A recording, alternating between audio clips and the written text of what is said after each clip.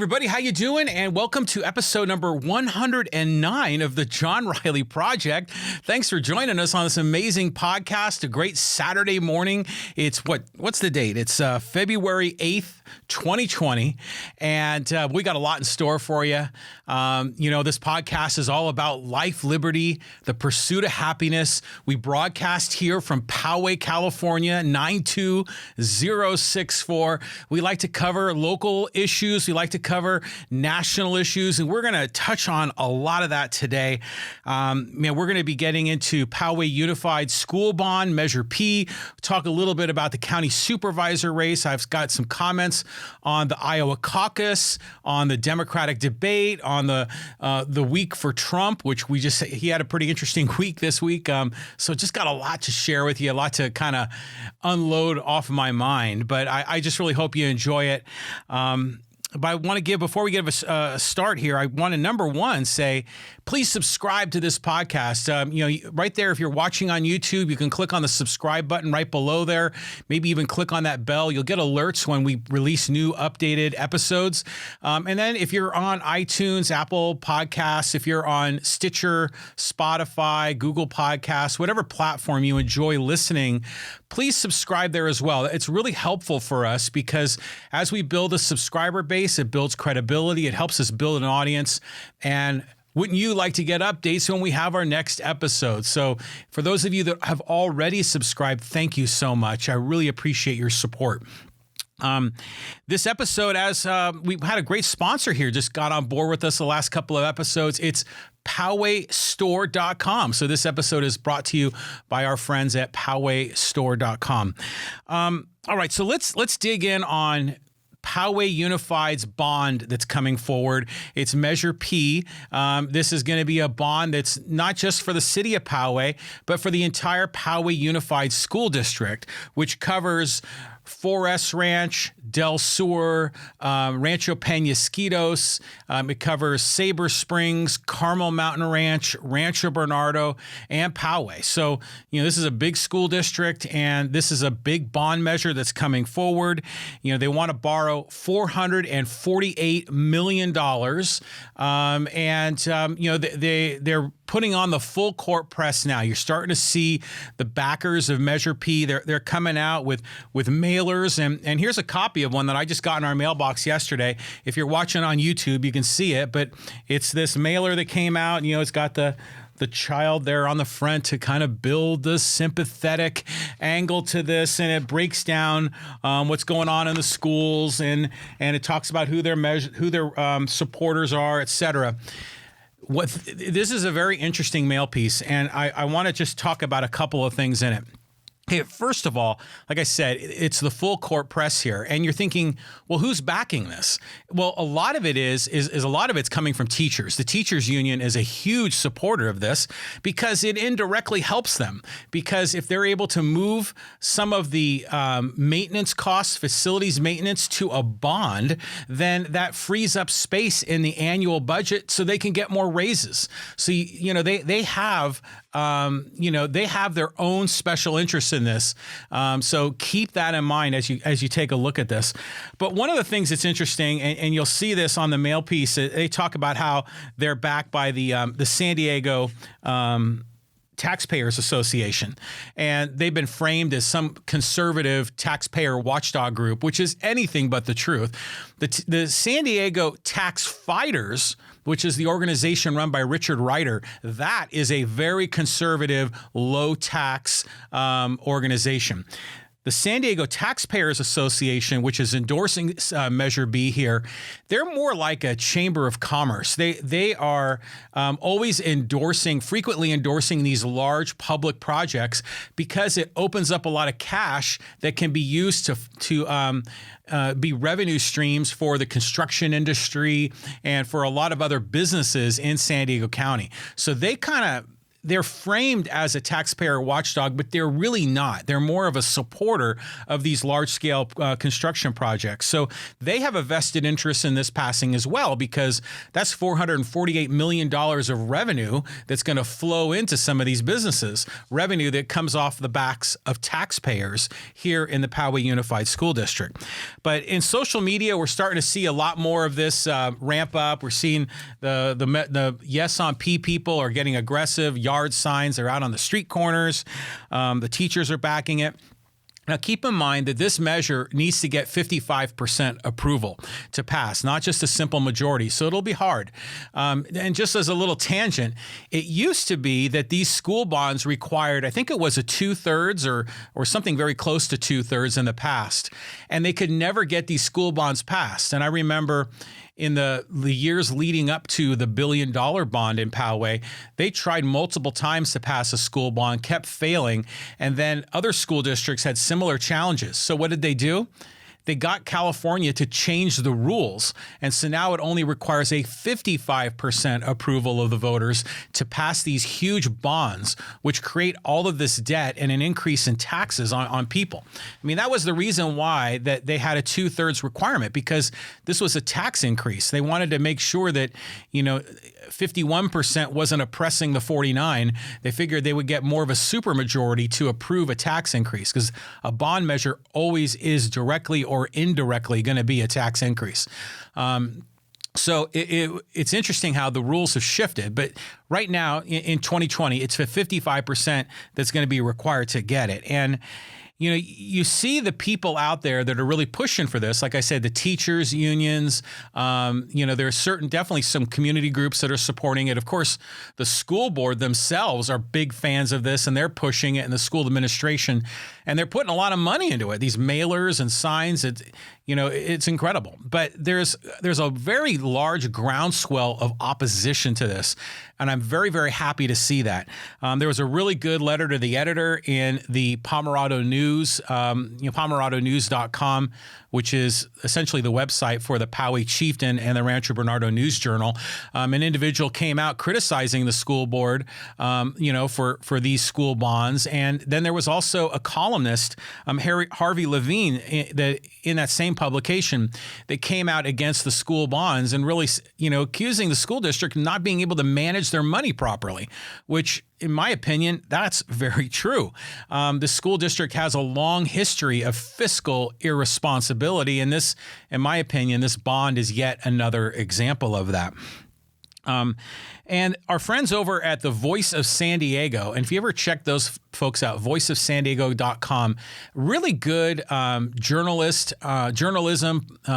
Essentially, it's an online newspaper, and they do a lot of really deep investigative journalism. In fact, they were the ones that exposed the $1 billion bond, about 8 years ago. They actually did the digging and figured out that the school board borrowed roughly $105 million and agreed to pay it back with nearly $1 billion, something that apparently the school board didn't know, or the administration didn't know, or they chose to look the other way. Voice of San Diego, did a great expose on that, which later on turned into not only leading to the demise of many people on the school board, but also to a change in California law that prohibited the capital appreciation bonds. So they've always done a really good job. And Ashley McGlone is one of their reporters, and she's been doing some work and explained a little bit. They did a podcast just recently explaining really the nuts and bolts of this, talked about the history of the $1 billion bond, talked about what this school bond that they're proposing now, Measure P, is for. And I thought she did a really good job. It was very straight ahead, factual reporting, not much commentary at all. So I give her credit for that. I mean, that's real journalism, which is nice to see. Of course, as a podcaster, I can add in all of my own commentary and opinion on this, and I have lots of it.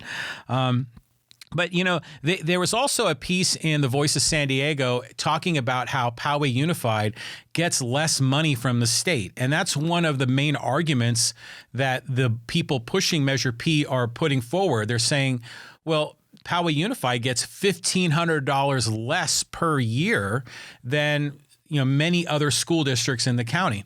And that's true. And Ashley McGlone presented that. But the reason is the way that the state does its calculation for student funding. Because, all of our tax dollars for property tax, income tax, those are all collected. And then the state at Sacramento level has their own algorithm to determine how much money that each school district should get on a per student per year basis. And so some of the school districts like the San Diego Unified School District, they have a greater burden because they have so many more vulnerable students, students where English is a second language, students that are actually foster children, students that come from low income families. Those students by nature require more resources and therefore more funding for those resources. So while Poway is claiming they're getting $1,500 a month less from those neighboring school districts, they also don't have nearly the same burden to provide services for these vulnerable students where English is a second language, there are foster children, low-income families. I mean, Poway Unified has some of that burden, but generally far, far less than some of these other school districts.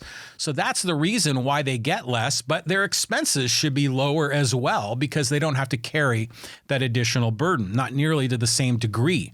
So the fact that Poway Unified gets less makes sense. It's logical.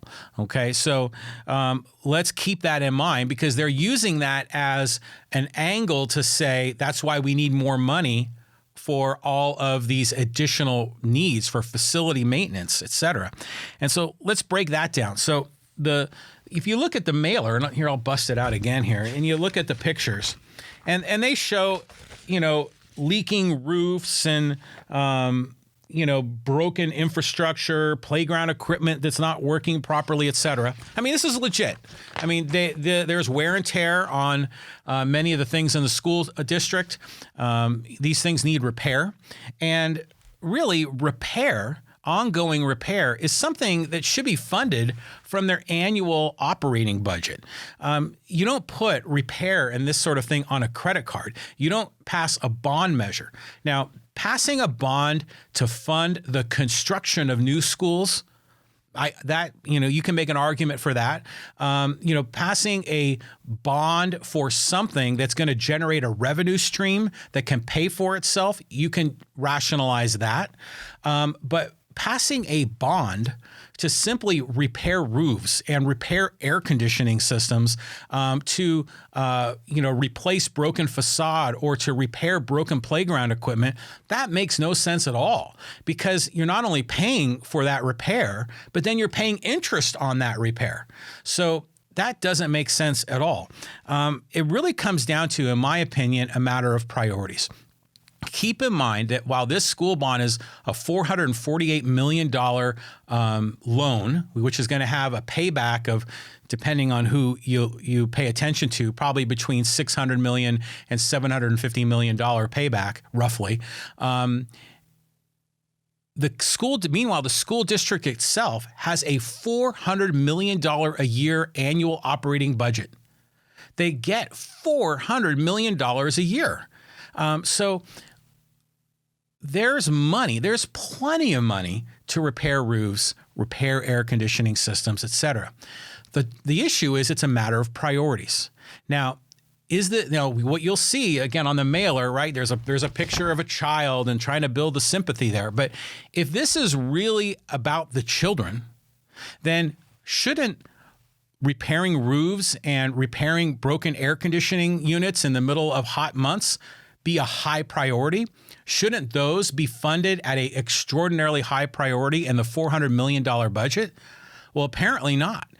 They're pushing that off because what they are prioritizing instead are raises on top of raises on top of raises for teachers primarily, and also for school management and other school employees.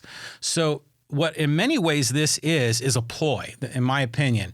This bond is a ploy to push facilities maintenance out of the $400 million annual operating budget and put it into a bond where it can be set aside in a separate bucket of money, and they'll shift that burden to parents and to taxpayers to pay for that plus interest. So it clears space in that $400 million budget so they can keep giving themselves more and more raises. And, the school board votes for those raises. The school board is endorsed by the teachers union. The school board is largely endorsed by the employee union. So it's that quid pro quo where the union backs the candidate, then the candidate is elected, then that school board elected official then votes for backing the union and giving them raises. And it's this incestuous cycle that is damaging to taxpayers. And that's what's happening here. Now, you see this even on a more of a micro level in the schools, in my opinion, where they shortchange teachers on school supplies. It's the same basic concept where they minimize the budget for school supplies, and then they put the burden on the teacher. The teacher then comes to the parents with a sob story that they can't afford it, which they can't, because they've burdened the teacher. The teacher then tries to get parents to pay. Sometimes they take on some of the burden. It's completely wrong. School supplies should be funded from the $400 million a year budget, but they keep pushing these things off budget so it clears space for more compensation for teachers and employees. I mean, even at Twin Peaks Middle School, just recently, they had a big fundraiser just to buy tables and chairs for a classroom. And you're thinking, how is the school district not able to fund tables and chairs out of their basic operating budget? The reason is that they keep giving out raises. So there's a long history of this with fiscal irresponsibility with the school board.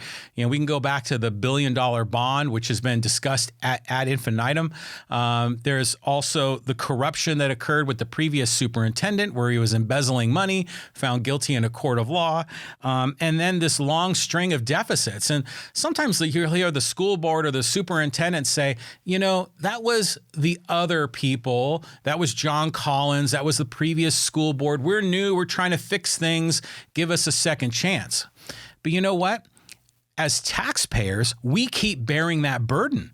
I mean, in fact, we haven't even started paying on the $1 billion bond, and now they want to put another level of bonds on top of that, and we still have other bonds that are cooking now that we're paying on. So it's layers upon layers upon layers of debt to make up for the bad decisions that the school board continues to make. So sure, it's different leadership, but as taxpayers, we're the ones that have to carry the load. We're the ones that have to keep paying more and more money. I mean, at what point do we say no? And I think we're starting to see some of that now with, I get on social media, and sure enough, the proponents of Prop P or Measure P, again, largely school board, teachers, et cetera, the people inside the system. But those outside, you're hearing a lot of parents saying no, no, no, because people are still bitter, still angry, still feeling like they got screwed over on the $1 billion bond. And they did get screwed over. But keep in mind also that this school district, for the last 4 years, this year and the previous three out of those 4 years, they've had a deficit. And they were warned about this. We warned them. I was part of the Budget Review Advisory Committee back in 2016, and we told the school board back then, you have a structural deficit. And what that means is that their recurring annual expenses exceed their recurring annual revenues. But they were partly masked because Jerry Brown, when the economy was doing well, would sometimes send a bucket of money down, a one-time payment that would put the district into a surplus. This is prior to 2016, that made the budget look good, but underneath the hood, there were flaws. There was a structural deficit that was dangerous. But they were using that one-time money to be justification for more and more raises, which had ongoing expenses year after year after year that continuously grew, not just for salary and benefits, but also for pensions. And so we warned them then in 2016. They had a structural deficit. They ignored our warnings. They kept giving out raises. Now, 3 of the last 4 years, they're in a deficit. Their reserves have been declining, and they can't balance their books right now. And now they want to pile on more and more debt. I'm saying, look, folks, you need to prioritize your own budget. You have $400 million a year. I mean, I shared a podcast it must have been about a few months ago, about all the ways that the school district can save money through downsizing at the district headquarters, through outsourcing some out of the classroom functions like trucking and warehousing and possibly food services, et cetera, to third parties that can do it at a lower cost, and also not have the ongoing pension obligation. There are creative things that they can use to bring classrooms and actually for high school students that are on track to go to college that will in a year or two be in a large lecture hall format. They could do the same thing in high school. Imagine like right now, they've got 2 or so chemistry teachers at every high school. Imagine just having one chemistry teacher, the best chemistry teacher in the whole school district, and having them rotate through doing lectures in the Performing Arts Center. They can have online streaming of these lectures. They can keep a couple of additional teachers as aides to help in some cases. But there are creative ways they can reduce teacher headcount. There are creative ways they can reduce non-teacher headcount. There are creative ways they can automate things like attendance. I mean, that could be an app, to manage attendance, but instead they've got staff at every school managing that. There are a lot of creative things that they can do. It's all a matter of priorities.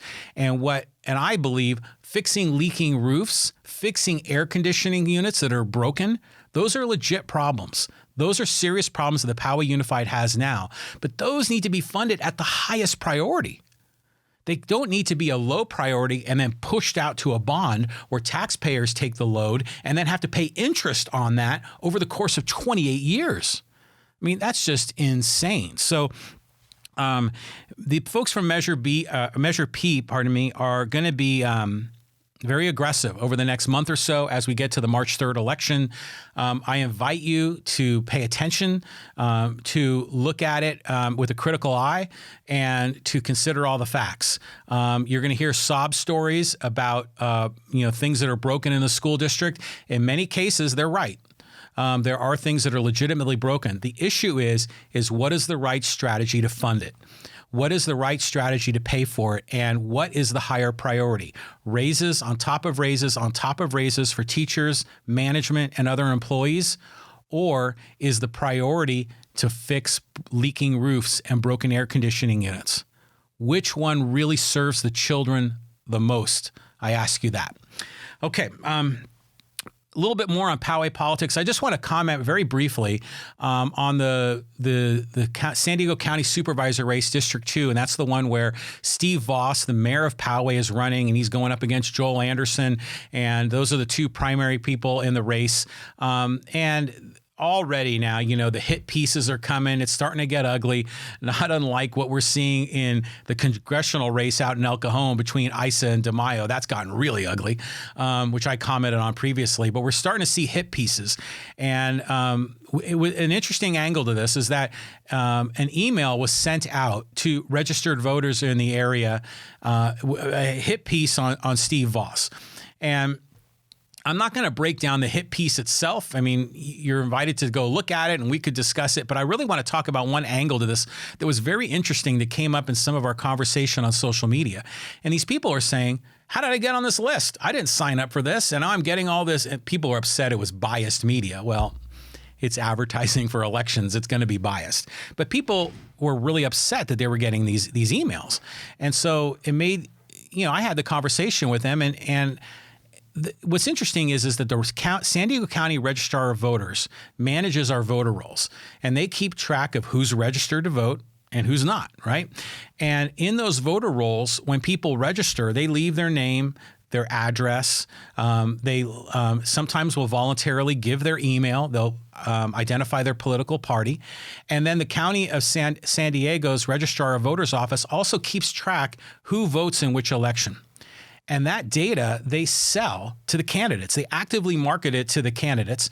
And then political marketers that build these nationwide voter databases, they collect that information as well because they want to track people that have voted, not just in the most recent election, but have voted in the last 3 most recent elections because they know they have the highest probability to vote in this primary in March. They look for some of that behavior, that consistency of behavior to predict who is most likely to vote, because they don't want to spend money on these kinds of mailers, which are very expensive, to target people that aren't likely to vote. They also target people based on their political party, et cetera. So people here in Poway were getting these emails, this slam piece of Mayor Voss, and they're saying, well, how did I get on this list? And it's because when you register to vote, you offer up your email. And when you do that, maybe you're thinking, oh, they're going to communicate back with me with email and, save the trees and save the planet. But by voluntarily giving that information, they go out and resell that data, which it's public record. I mean, in fact, if you go to the county assessor's office, all the property data they have is also public record. You can get a list of people who owns the homes, what the square footage is, whether or not it has a pool, how many bedrooms, bathrooms, what the assessed value is, yada, yada. That's public record as well. And that is sold in the data marketplace. The interesting angle to this is that there were people that really wanted to get off of this email list, and they wanted to just contact the county registrar and say, take me off the list, delete my email. And right now, we're in a world now where, California just passed a big law, protecting privacy. There's a lot of hysteria about Google and Facebook tracking user behavior. There's been canned spam laws in the past that are trying to make email spamming illegal, et cetera. And I understand the reasons why for all that. But the funny part of it is that when you ask the government to take you off the list, they can't do it. They struggled with it. If you go to the Registrar of Voters website, there's no take me off the list button that you can have your email removed. And what you have to do instead is you have to cancel your registration and then re-register, which of course is typical government. They make it more bureaucratic, more painful, more difficult. But it was an interesting angle to this whole thing because there's so much concern, hysteria about privacy, about data brokers, and government passing laws, regulations, but they can't execute it themselves. It's like the classic thing in Congress where they pass laws that don't apply to them. And that's what we're seeing here, which is unbelievable. So that's something that our Registrar of Voters really needs to straighten out. Okay. Want to give a big shout out to our sponsor, PowayStore.com. And they came over and they shared with me some of the stuff they got. This is one of their coffee mugs. And it's got, for those of you that are watching on YouTube, you can see it. But it's the old Poway, it's got the little cowboy hat, the city and the country. And they got all kinds of other things. They've got T-shirts, stickers. What else they got over there? Drinkware, like mugs like this, and all sporting, either a Poway city in the country, or there's one that is like a historic trails T-shirt that has a rendering of the Big Stone Lodge and the Poway historical trails.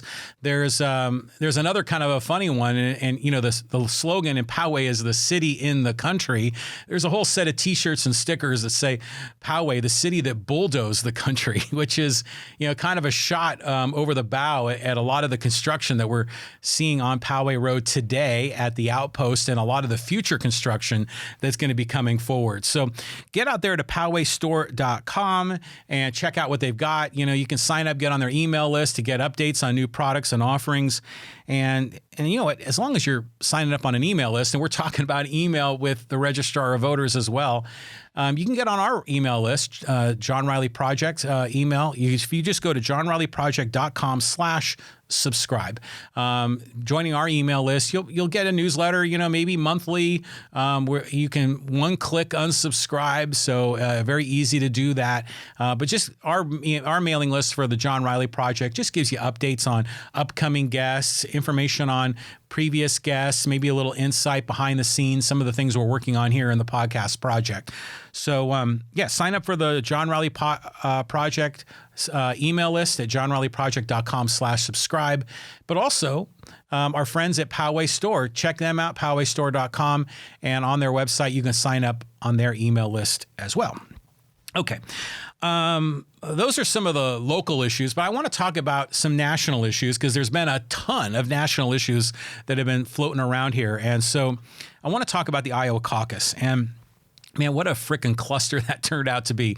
You know, they used some new technology. They had an app and it didn't work right. And the caucus itself is kind of a cluster, you know, where people show up at a gymnasium and they support their first candidate. And if that candidate doesn't get enough votes, they actually move. They get up out of their chair and move to another section of the gymnasium, and then they're counted over there.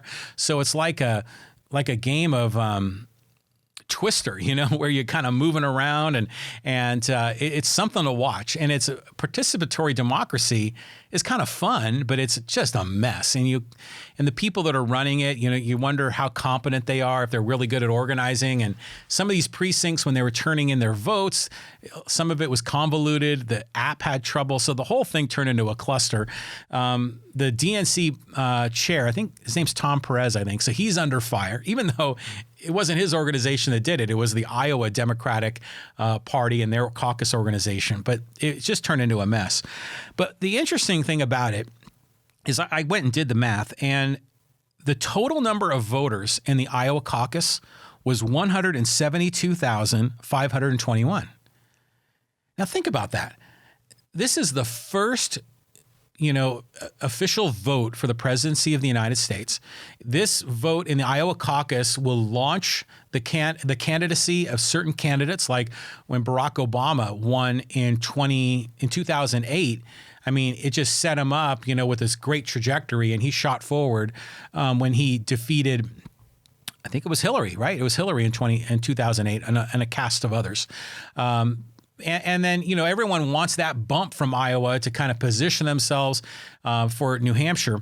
But really, we're basing this all on just 172,521 votes. So just to give you a sense of proportion, this supervisor district that I just talked about, Mayor Voss is running for, you know, against Joel Anderson and a few others. That race in 2016, when our current incumbent Diane Jacob was the winner, that got 142,612. So just like 30,000 less than the whole state of Iowa voted in just the East County portion of the San Diego County Supervisor's race. That's incredible. And East County, San Diego, is not heavily populated. And Iowa just had barely more people that were participating. And then if I look at my congressman is Scott Peters. In 2018, when he ran, there were 296,007 voters. So well over 50% more that voted in our congressional race than voted in the entire state of Iowa in this primary, or excuse me, in this caucus. And our district, it's interesting. I think it's District 52 that Peters is in charge of. So that's a crazy, sinewy, gerrymandered district that like goes from Poway and then it might even start up in parts of Escondido near San Pasqual, near the Wild Animal Park. It goes through Poway and then Mira Mesa, and then it kind of cuts over to La Jolla, and then it goes down to Coronado. It's just this, yeah, I mean, the classic gerrymandered. But interestingly, this district is reasonably balanced. And that's why Scott Peters is a very middle-of-the-road guy. It's not as tilted as other districts, which is interesting. You know, usually the very gerrymandered districts tend to be heavily Republican or heavily Democrat. But anyway, it's fascinating that these caucuses carry so much weight, that are covered so widely in the press, that are make or break moments for these candidates. And yet the people that vote in it are just a tiny fraction of the number of people that vote in San Diego County. And then, you know, then you see this whole aftermath, and, you know, they were trying to get all the votes and they were struggling, and the vote quantity was trickling out. And you're just thinking, man, what a frickin' cluster. And these are the people, the Democratic Party, that wants to put forward single payer health care. And you're thinking, oh my God, you know, it was just inept the way the whole thing was handled. It was a disgrace. And so now there's been a lot of criticism about the process, and there's been a lot of talk about why is Iowa the first one? And I think that's a fair point. You know, why is Iowa always the first? Why is New Hampshire always the first primary? And on one hand, it is, I mean, it is kind of good that it's a smaller group, because then the candidates can meet with a lot more people. I mean, imagine if the first primary was in California. They'd be spread so thin because it's such an enormous state, both in population and geographically. But why is it always Iowa and New Hampshire? Why do those states always go first? And are they representative of America? And there's been a lot of challenges to that, especially on the basis of demographics, of race. And then, then the next one in line, I think, is Nevada, and then South Carolina, or South Carolina, Nevada. South Carolina, obviously very different demographic profile, a lot more African Americans. Nevada, very different. But Iowa and New Hampshire, pretty largely white population. Now, we can debate how important that is, et cetera. But I do agree that I think they should have some sort of a rotating basis for this. They need to change the system, because it's the same group of people that are always making the decision. Because let's just say if you're a candidate and you're serious about running, and you're very dependent on a certain demographic group, and they have poor representation in those first two states, well, you could finish in 5th or 6th place in both Iowa and New Hampshire, and then you're doomed. Then the voters kind of shun you. They say, oh, this person can't win. The people that donate money are saying this guy can't win either. So by the time they get to the 3rd or 4th state, they're out of resources. So I do think it makes sense to actually shake it up, and I hope they can do that. But the Democratic and Republican parties manage this whole process. They rig the system to their benefit. It's going to be hard to shake that up. But I think the social justice warriors are right on this point, that they need to shake it up. And I think there's going to be a lot of pressure, particularly amongst the Democrats in Iowa, to move that around, especially since they had the big cluster with this. But there is one other interesting point to this that I want to make. And this is kind of connected with Andrew Yang. And I've commented about Andrew Yang. I think he's a very interesting candidate. He talks a lot about topics that most people in the race don't talk about. He's a fresh face, lots of energy. One issue that he has on his list of issues on his website, which, by the way, is this huge list of issues. He's very brave. Most politicians only make comments on the most important issues. Yang goes and covers so much territory. I mean, he even has a position about eliminating the penny, because the cost to produce a penny is more than the value of a penny itself, which actually has a lot of logic to doing that. But at any rate, one of the things that he puts forward, I think, is a great policy, is ranked choice voting. We talked about that when Fernando Garcia was here, the independent congressional candidate running in District 53, which is in the center of San Diego. And ranked choice voting, I was thinking about this, and pertains to the way the caucuses run. It's very similar. Because with the caucuses, like, for example, if you would show up at a gym and they would say, okay, all the Bernie supporters go over there, and then all of the Mayor Pete people go over there, and all the Andrew Yang people go over there. And then for all the Tom Steyer people, which, by the way, how in the hell is Tom Steyer still in this race? All the Tom Steyer people, you go to over here. You go in this corner of the gym.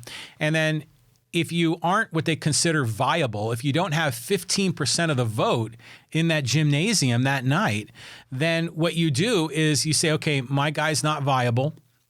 So now I'm going to move and go to another portion of the gymnasium and sit in the group that's my second choice. And it's a very intriguing process. I like it because it encourages you to support who you like, rather than supporting who you think is the lesser of evils. And for a lot of ways, that's how a lot of these elections are framed. People don't want to waste their vote on a lower tier candidate that has no chance of winning. So they compromise their principles, they compromise their values as a voter, and vote for a person that they don't like, but they like slightly better than the person they really, really hate. And so what they're doing in the Iowa caucuses is largely trying to, change that dynamic, which I think is fantastic. But the problem is they're doing it in these gymnasiums, and people are moving around, and it's like, it's like an episode of the Three Stooges, and people are bumping into each other. And then you've got, these old people with, declining eyesight up there trying to count all the people that are sitting up there. And the system is very flawed. It lacks a lot of integrity. Ranked choice voting would solve this. Ranked choice voting is a beautiful, beautiful system because it's essentially the same concept where you would go into a race and then you would say, this is my first choice. And you would circle that bubble in the ballot. And then your second choice, you would circle your third choice, your fourth choice, your fifth choice in that order. And then what they do is they say, okay, amongst everyone's first choices, did anyone get 50%? And if they do, they win, just like in any election. But if they don't, then they go to their fifth choice, their bottom choice tier. And if that person, they essentially eliminate all those fifth place votes, and then those votes bubble up. And so effectively, I'm probably not explaining it exactly right, but effectively, your votes will bubble up. So if your first choice isn't the winner, then your second choice is considered. And if the second choice ultimately doesn't win, then your third choice is considered. And it incrementally ratchets up until someone gets 50% of the vote. Imagine if they did this in Iowa. If they did, number one, they would have full integrity over the way the vote was calculated. You wouldn't be in a gymnasium and people showing up and moving around in their chairs and, people taking bathroom breaks and not being there for the count.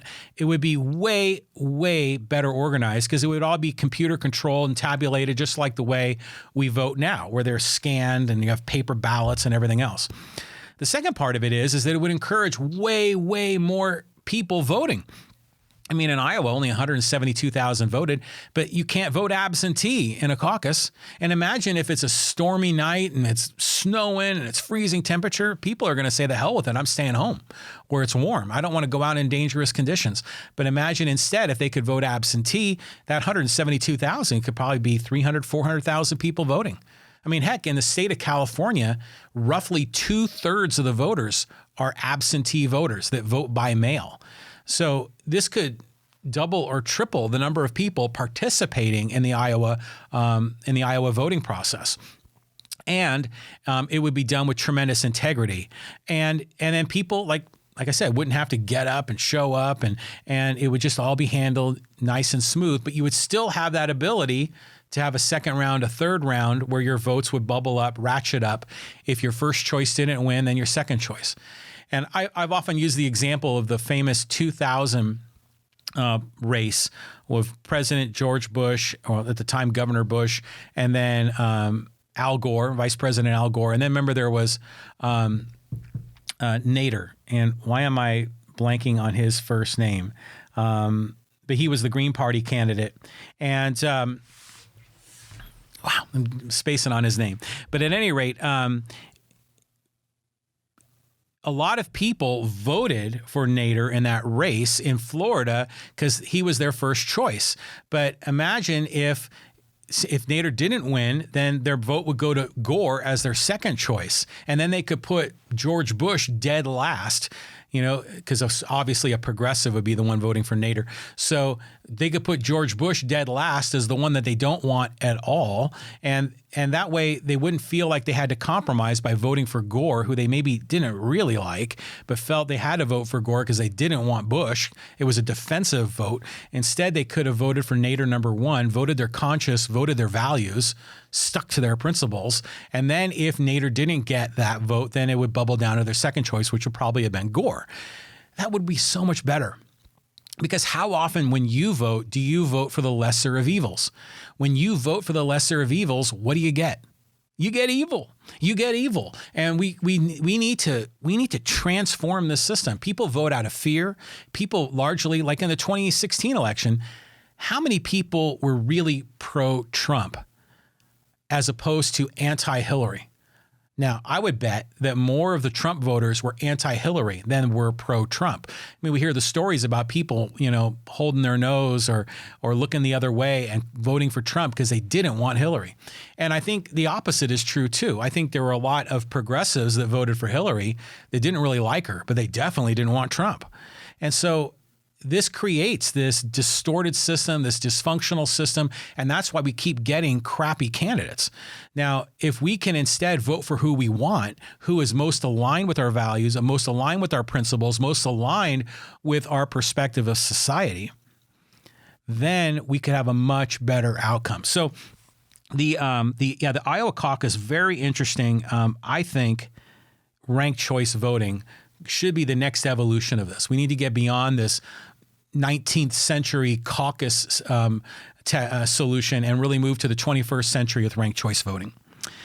Okay, let's talk about the Democratic debate. And I've missed the last few debates, but I stayed last night. I made a point of watching it. And it was good because, there were only 7 candidates and we kind of have a sense of what was happening in Iowa. And, I was curious because, Biden is starting to feel the heat. Biden finished 4th place. He said he got a gut punch in Iowa. And then, Bernie and Mayor Pete came out of Iowa very close to tied. Mayor Pete with, I think, just 2 more delegates than Bernie, although Bernie won the popular vote in the first round of the caucuses before everyone got up and played musical chairs. But Mayor Pete won barely. So now I want to see the battle between those two. I'm always interested to hear what Andrew Yang has to say and the other candidates. I was really intrigued. And this was at St. Anselm College in New Hampshire. And probably like a small liberal arts school. And I know they've hosted a number of debates in the past. But I don't know, for some reason I get stuck in my head San Anselmo as opposed to St. Anselm. San Anselmo, I think, is a city in Marin. But every time I see St. Anselm College, I always think they're missing the O on the end.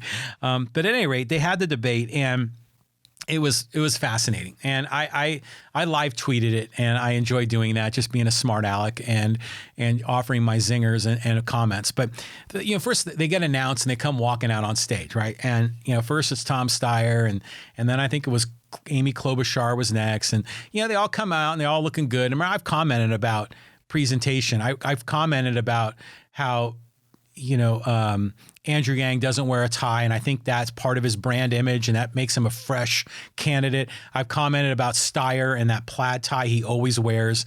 It's that consistent look, that branding that I think is really interesting, like how Tulsi Gabbard always wore that white suit that looks spectacular. And Tulsi, by the way, not on the stage. I think she has a fresh perspective, especially on foreign policy. She wasn't there. But a lot of the other politicians always kind of have a look. But then here comes Bernie Sanders and just the classic frumpy old man. And he's not even wearing a suit. He's wearing slacks and a sport coat that are slightly different colors. So it almost looks like a suit with like he grabbed the wrong pants and the wrong jacket. And it's like slightly oversized and he's kind of slunching as he comes out and just the classic grumpy old man look. And who knows, maybe this is calculated. I don't know. It might be part of his brand, but heck, if you go back in time and look at some of the photography of him when he was first in the Senate, first in the House, or back when he was the mayor of Burlington, Vermont, that's a consistent look for him. But I just thought it was funny. And then all the candidates roll out and they all kind of start and the debate starts rolling and here we go. And again, I talked about Andrew Yang. I'm not a big fan of his flagship proposal for universal basic income, but I like a lot of the other stuff. And I like his personality. I like his energy. I like the way that he's innovative. He's a different kind of thinker, which I think would be so helpful because we've kind of got this sort of establishment Republican and establishment Democrat. And then you got some people that are more progressive. You got a couple of people on the Republican side, that are more liberty oriented or more, fascist oriented. But Yang is like something different, and he's in the Democratic primary, which I guess makes sense more so than the Republican. But he just puts a smile on my face every time I hear him. And so enjoyed hearing him get up there. And then, and a lot of the talking points through this debate were largely the same ones we hear about. It was about taxes, about health care. There was a little bit more conversation on race in this particular debate, which I thought was interesting. But Bernie trotted out the same old tired phrase, "We need to make the rich pay their fair share." And Now, I get it. I understand what he's trying to do. He wants to tax the wealthy. He wants to tax corporations so he can fund, all of these social programs, debt-free college, erasing the debt today, tuition-free college, I should say, eliminating student debt, the expanding Social Security, Medicare for all. I mean, he's got this huge list of things he wants to do, and he needs money for it. So he wants to go and tax the rich. The part that I always struggle with is when people say they're not paying their fair share. Well, what in the hell is a fair share? It's never defined. It's this nebulous thing like a political football that gets kicked around. But what is a person's fair share? How do you mathematically compute that? And you might say, well, the rich need to pay a higher percentage and and you might get upset that Amazon's paying 0%. Okay, but what is fair? Seriously, what is the fair percentage? It's completely subjective. And what is your share? I mean, think about this. So we have a BS war that's been going on for 20 years in Afghanistan that we've been spending hundreds of billions, if not trillions of dollars on. What is your share of that war? When we had bailouts of businesses, when we had bailouts, during the financial crisis, what is your share of that? And if you suffer, what is their share of your suffering? So how do you compute share? And then how do you know what's fair? I mean, some people say it's fair that some people pay 0 and other people pay a ton. How is that fair? So I always object to that phrase because I think it's a politically charged comment without any structural definition to it, and it's always never that I should say in very rare cases does anyone believe that they're not paying their fair share. Typically, it's that other people are not paying their fair share. So from the perspective of a progressive, the rich people aren't paying their fair share. And then from the perspective of other people, they say, look at these people over here that are paying nothing. Amazon paying nothing. Roughly almost half of federal income tax filers pay no federal income tax. Some people say they're not paying their fair share. So how do you debate it? It's just crazy. And I always challenge that comment. I think it would be really good someday to break it down. What is fair and what is your share? Because I think that varies quite a bit. Okay. And then Bernie, gets up there and he wants government to manage the healthcare insurance for everybody and thinks that only government can do it. And, they tend to think of government as this sort of selfless, this for the people organization that can keep it out of the hands of the greedy corporations, et cetera. But this is the same government that has rigged the healthcare system to prevent prescription drug medication from being negotiated. This is the same government that has set up systems that forced people to buy healthcare insurance from those same corporations. So, and now you think that the federal government is going to be able to get this right? I mean, to me, that's a huge problem. And then when you make it Medicare for all, then they have a monopoly on it and you can't choose any other healthcare insurance because it becomes illegal. And then what happens if they screw it up? What happens if they have to keep jacking up the price because they screwed it up or there was corruption, et cetera? You have nowhere else to go. So it's interesting how our friends on the progressive side are so object to monopolies so greatly in the private sector, but they greatly embrace monopolies in the public sector, which makes no sense to me at all. So we should have, in my opinion, a very robust, competitive marketplace for this sort of thing. But we don't have that now.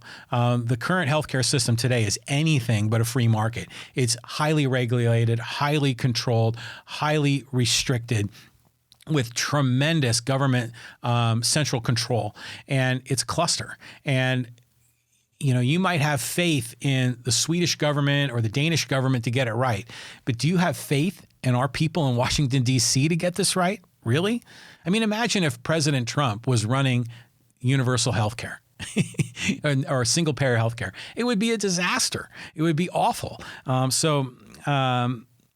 know. I'm always a big proponent of making the markets freer. Imagine if prescription drugs, we could buy them from foreign countries that were imported. Imagine if if we had a marketplace where there was competitive pressure to bring prices down. I mean, look at the cost of contact lenses or LASIK surgery. Those are all extraordinarily inexpensive. We've seen prices come down, quality go up because it's a competitive marketplace. But in those areas where there is less competition, where there is more government regulation, that's where we're seeing prices go up and up and up. And so I have no faith in our government being able to execute a single-payer healthcare at all.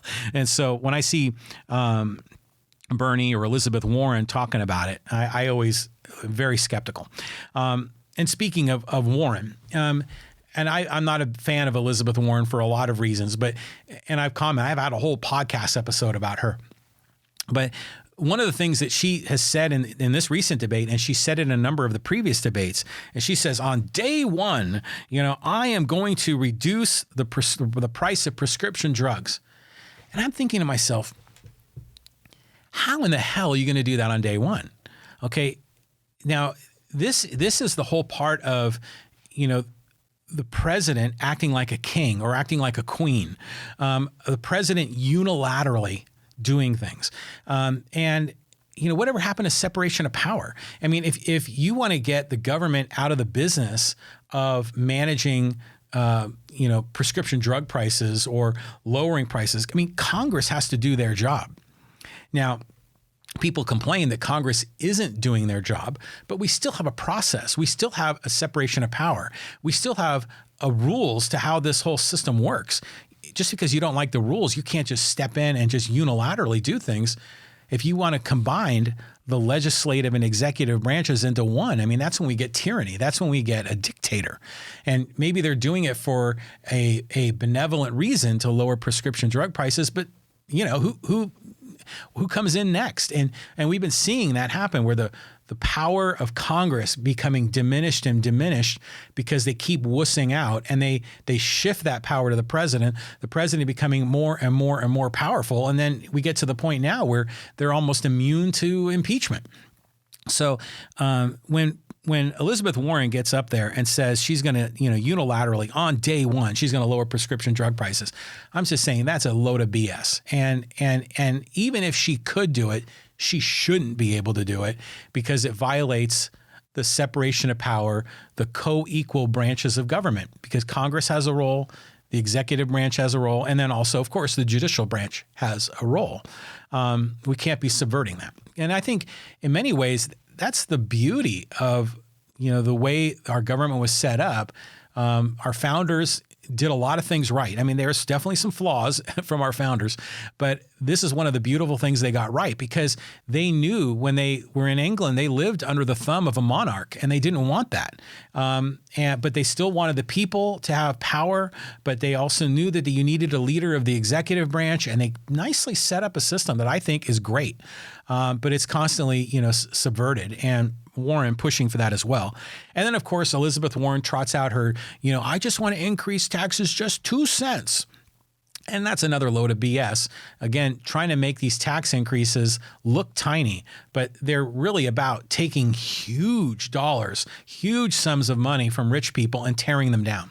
And, it's convenient. It's popular, for these politicians to attack the rich. That's their villain.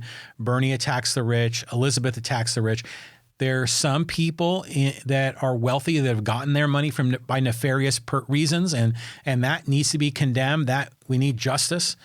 But just because someone built a business that served a huge number of customers, that may improve the lives of their customers, improve the lives of their employees, improve the lives of the vendors that supplied that business, created all this goodwill, created all this wealth, those people should be celebrated, not torn down.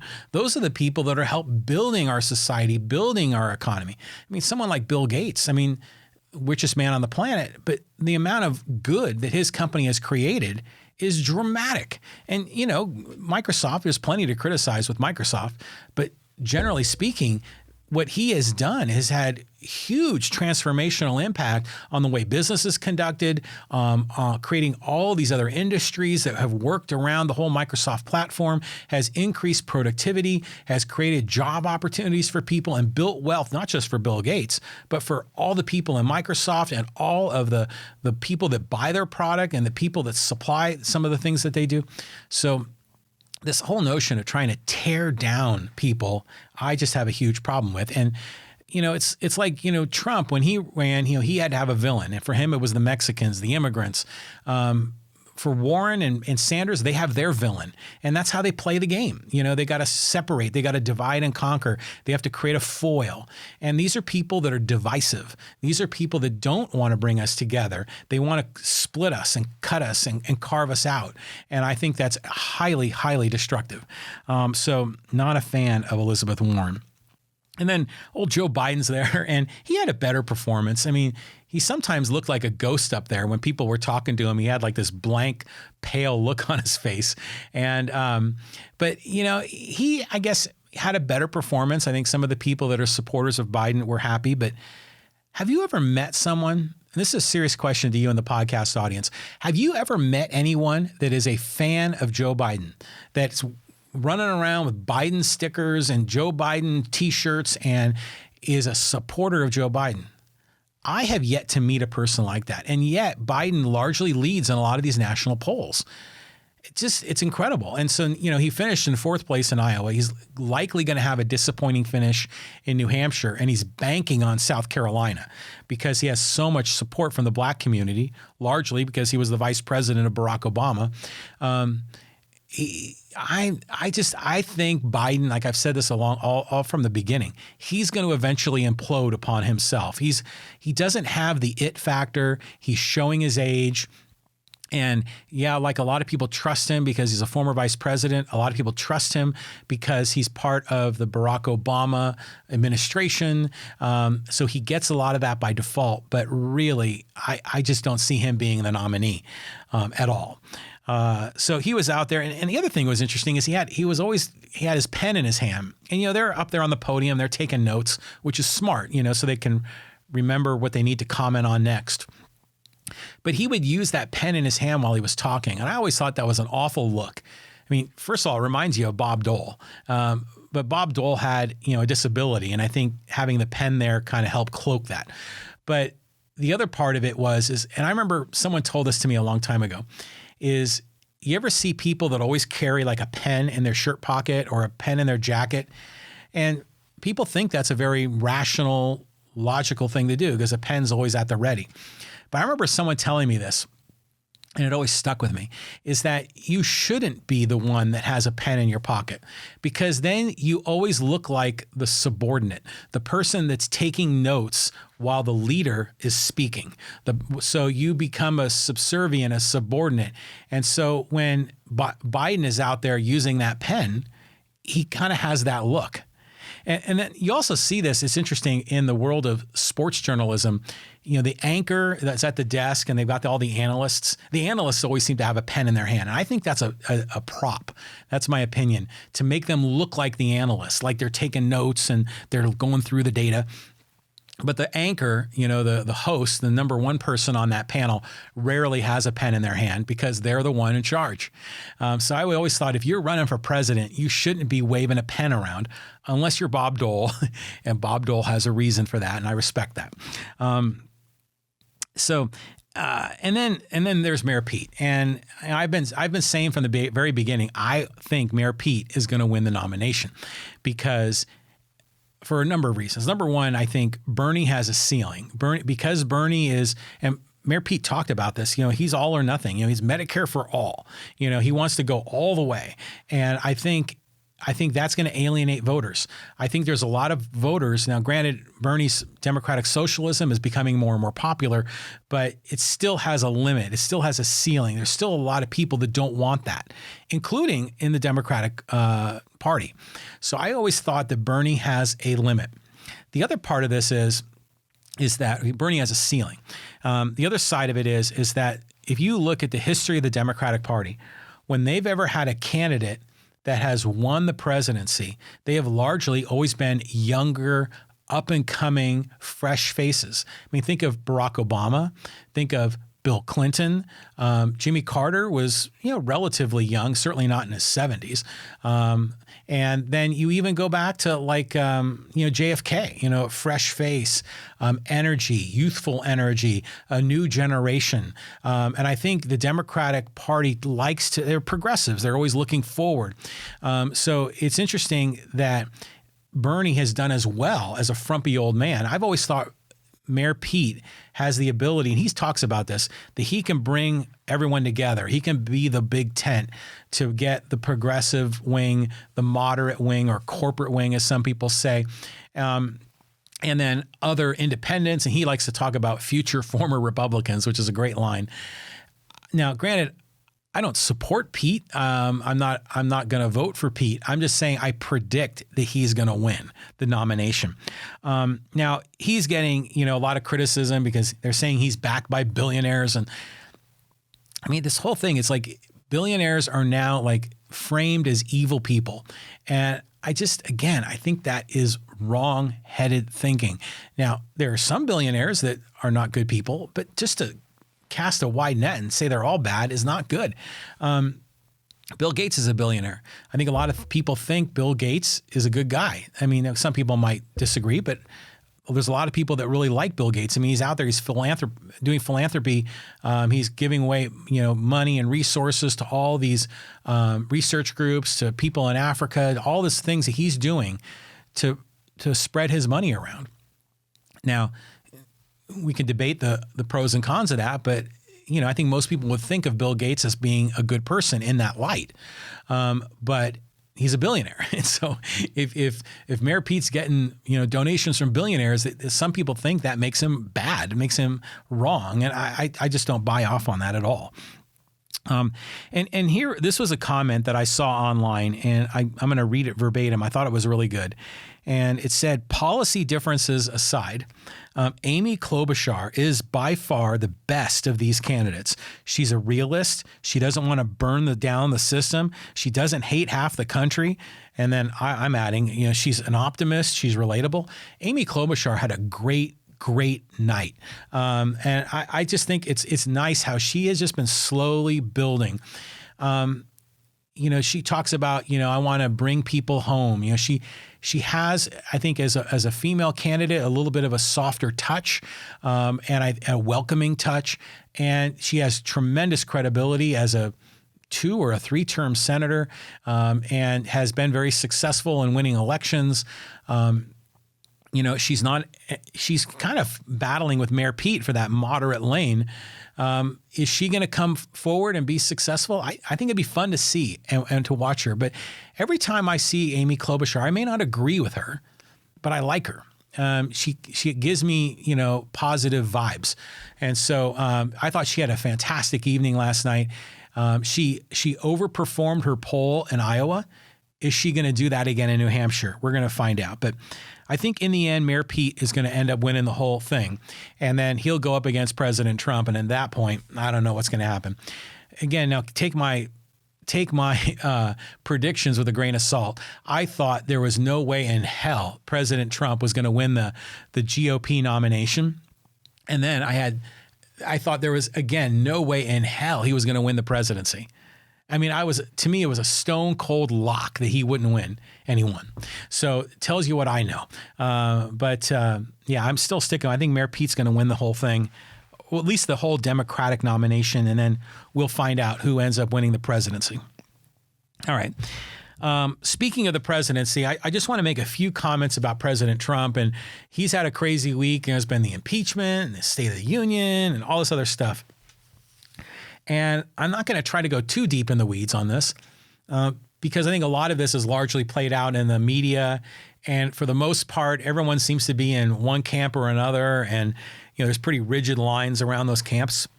But I have a couple of interesting angles to this. And The first thing in the impeachment, I think we all agree it played out as expected, right?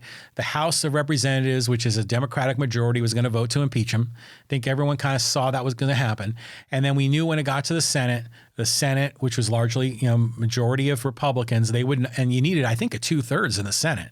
And there was no way they were going to get a lot of those Republicans to vote to impeach. So it played out as expected. So a lot of people are saying this is a waste of time and waste of money and yada, yada. I thought it was great from the perspective of we have a separation of power. And like I said earlier, I think a lot of the power from Congress has been shifting to the presidency. Presidency has been building a fiefdom. And I'm not talking just Trump. This goes back decades.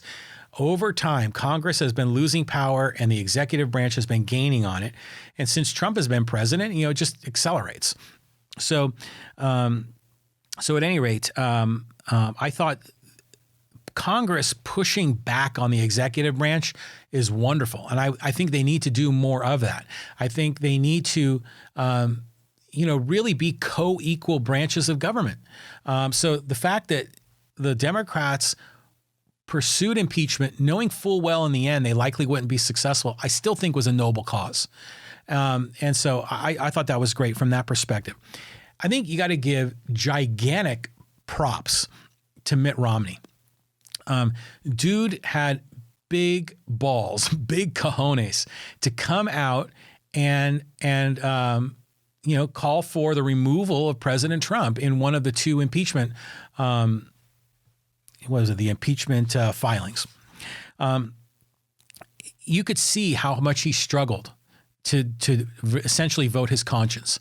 And you could see that he knew the amount of, crap that was going to come his way by voting to remove President Trump. And sure enough, it came. CPAP, the conservative annual convention, they've disinvited him.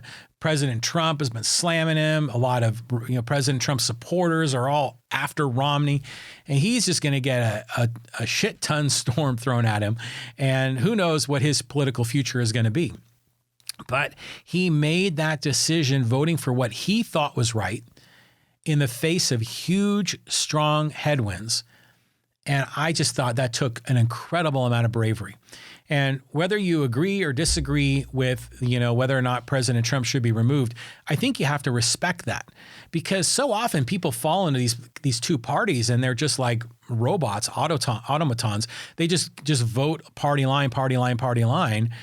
And it's nice to see someone show an independent streak, someone that is not just cowardly trying to protect their own seat in office, but is willing to stand for their own principles. Now, I'm not a big fan of Bernie Sanders, and I've talked about that in this podcast. I don't like a lot of what he stands for, but at least that dude is consistent. He has strong principles. He sticks to them, and I think that deserves tremendous credit. What Romney had to do, he could have easily said, my one vote isn't going to change the outcome. So, he could have just protected himself and just voted no, but he chose to vote yes. And I just thought that was so fantastic. It's interesting, too, how so much of this now is coming down to loyalty. With President Trump demands loyalty. And if you aren't loyal, then he's going to smash you and kick you out, which essentially is what happened with Jeff Flake. And we can go down the list of others that have run up against President Trump. But it's sad that our political system is so driven by this notion of loyalty and fear and politicians not doing what's right, but instead voting to kind of protect their ass. So this is like what you see in other regimes where there are dictators and demanding of loyalty. This is what leads you to dark times. And it's scary. It really is. When loyalty and fear are such driving motivations, particularly for people in the Senate or the House of Representatives. Romney deserves massive credit for standing up for what he believes in, and we need to see more of that. Justin Amash did that as well, and I've given him huge credit for doing that. He ended up leaving the Republican Party as a result of it, and his future is very much in doubt. But he stood for his principles, and I think that is awesome. The other comment and on the State of the Union, and I didn't watch it. I should have. I've seen some of the highlights. I normally watch it, but for some reason I had something else going on that day. But there was one interesting excerpt that came from this, and Trump declared, "Socialism destroys nations, but always remember, freedom unifies the soul." Now, this is whole notion of, do we believe words? Do we believe actions, et cetera? That message, socialism destroys nations, but always remember, freedom unifies the soul. I largely agree with that. I'm a big individual rights, life, liberty, and the pursuit of happiness is what this podcast is all about. I strongly support those ideals. Not a fan of socialism at all, particularly when it's mandated, where you have no other options, where it's authoritarian driven.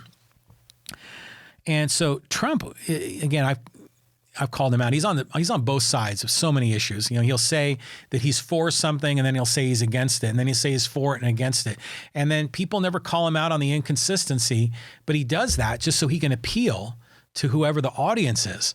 And it's just insane. And so while Trump said socialism destroys nations, but always remember, freedom unifies the soul. Now, just yesterday, his Attorney General, William Barr, came out and he suggested that the United States and its allies consider taking a controlling stake in Finland's Nokia and Sweden's Ericsson to counter Huawei's, I can never say that name, Huawei's dominance in the next generation of 5G telecom technology.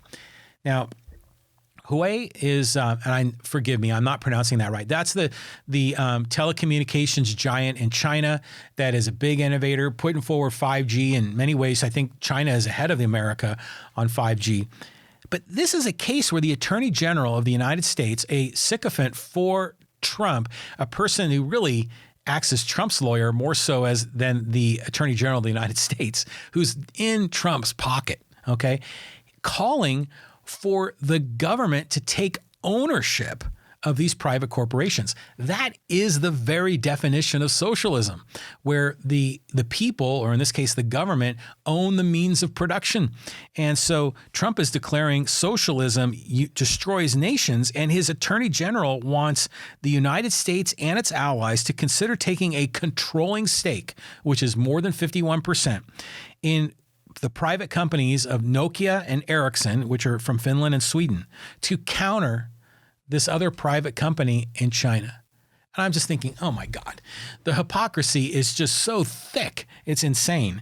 But dude needs to be called out for that. And, Trump condemns socialism, but he campaigned on protecting Social Security. He campaigned on protecting Medicare. And now there are some people who are saying that Trump wants to cut it. He's not going to cut those programs because that's his base. That's the Republican base of older voters. There's no way in hell the Republicans are going to cut Social Security and Medicare. Reagan expanded Social Security. Bush expanded Medicare. Even Paul Ryan, when he was trying to reform Medicare, what he did is he didn't cut it. He just slightly reduced the rate of growth. But it still grew. So it was never a cut. There is no way that Trump or the Republicans are going to cut those programs. We continue to hear that shrieking from our friends on the left. It's a Chicken Little move, in my opinion. So Trump, campaigned on protecting these socialist policies of Social Security and Medicare, which is essentially single payer, but just for seniors. Trump is enacting a policy in this foolish trade war where he's taxing the American people with tariffs and then giving that money as a bailout to farmers. That's redistribution. That's collectivism. That's a form of socialism. Trump even campaigned on universal health care. Now here he called out he didn't want socialism to infect our healthcare system, but he did an interview in September of 2015 on 60 Minutes. You can look it up, where he called for universal health care. He wanted private insurance companies, sure, but those that didn't get insured by private companies would be insured by the government.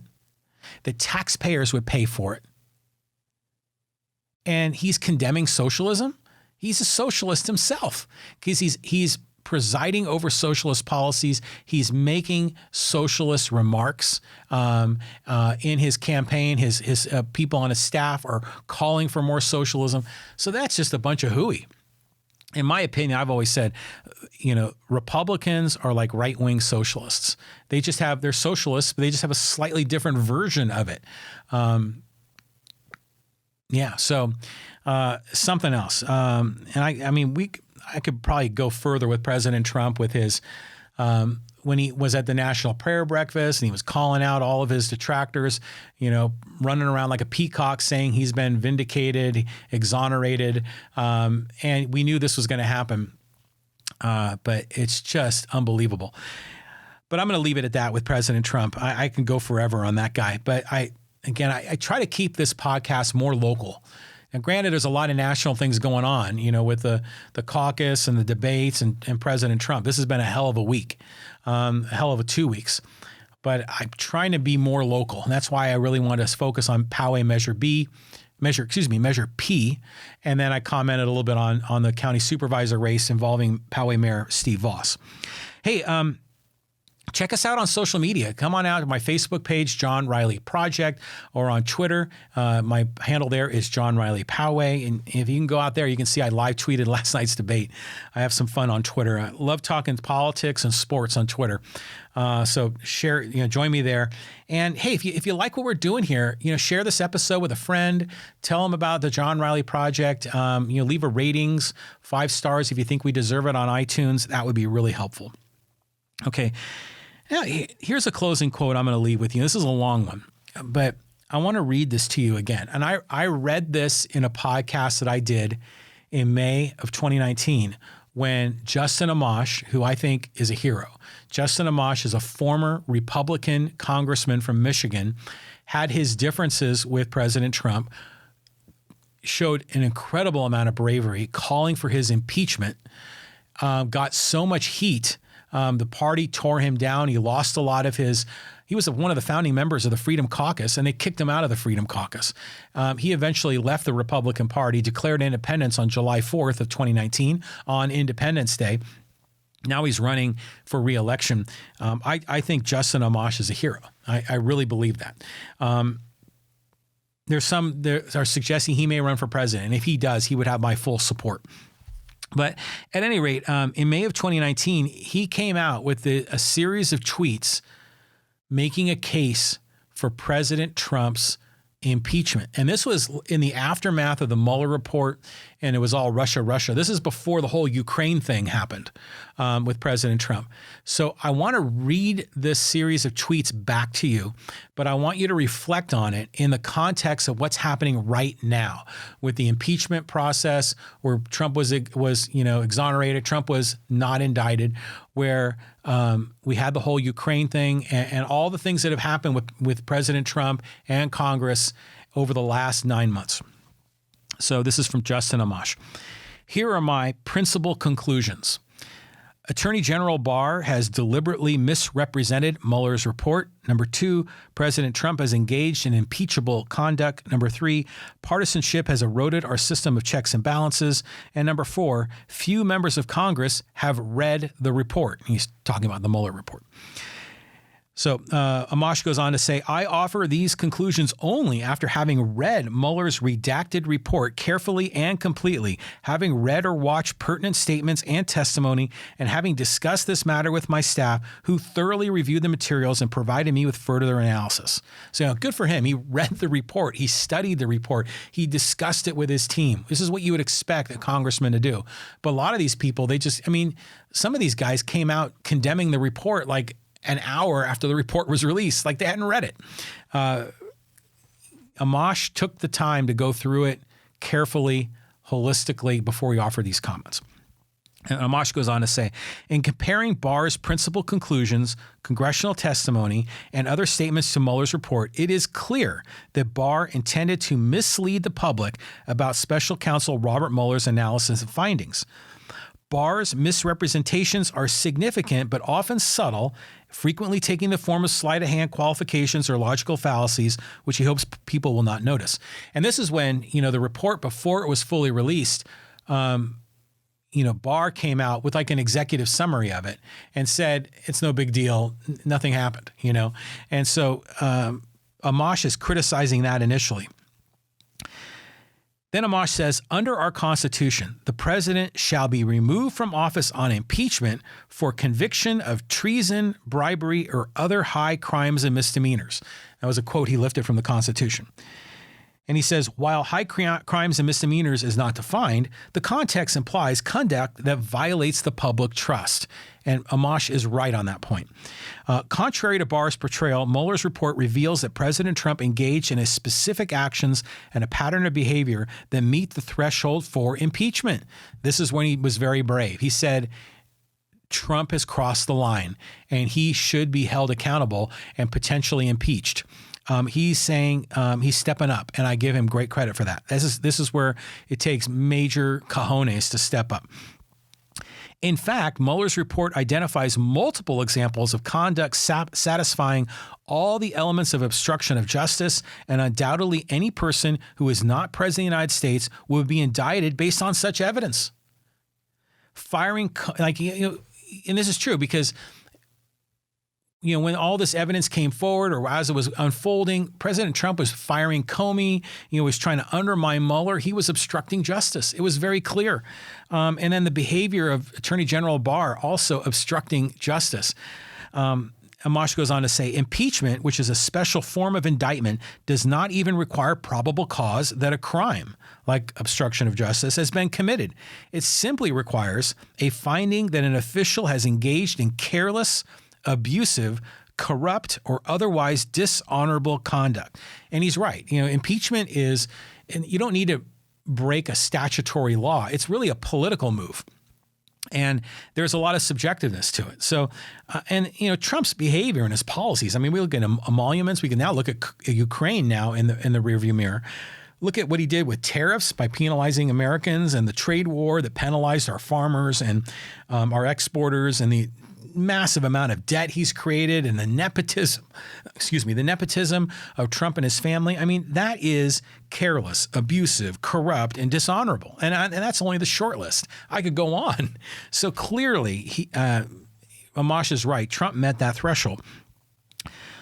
Amash goes on to say, while impeachment should be undertaken only in extraordinary circumstances, the risk we face in an environment of extreme partisanship is not that Congress will employ it as a remedy too often, but rather that Congress will employ it so rarely that it cannot deter misconduct. And that's beautiful. So people are saying that if you try to impeach President Trump this time, then they're going to try to impeach the next president. It's going to create this problem. But the problem is that they should be using these impeachment, far more aggressively to hold the president in check. And I don't mean this just as Trump. I mean the executive branch, because the executive branch has been growing more and more in power. Congress diminish. Congress has to fight back to have that balance of power, those co-equal branches of government. So Amash beautifully understands the philosophy behind the Constitution, and that's what he's standing up for.